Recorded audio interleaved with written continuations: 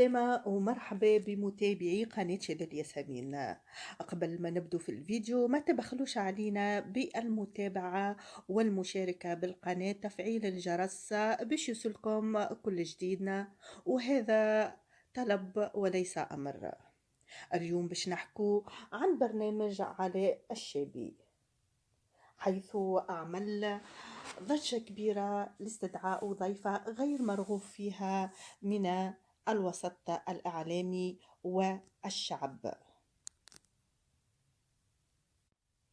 خلف برنامج كلام الليل لعلاء الشابي على قناة تونسنا جدلا كبيرا واستياء أكبر على خليفة استضافته مساء أمس لعرافة تدعى أنها مغربية وتدعى شريفة، والمعروفة في الوسط بشريفة المغربية.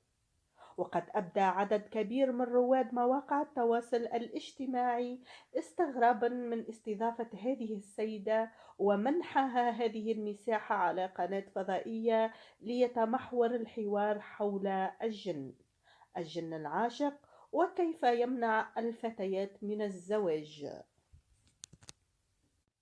هذا وقد علقت وانتقدت الإعلامية التونسية نعيمة الشرميتي على برنامج علاء بالقول من إعلام لفرارات للإعلام والشعوذة والعرافات. يا أخي شكون باش يوقف هالمهزلة على زوز فرنك هزوا الميدان ورا معمل الياجور. وهكذا عبرت الإعلامية نعيمة على رأيها في هذه المهزلة التي صارت على المواقع التواصل الاجتماعي، والسبب كان فيها علاء الشابي. وصلنا لنهاية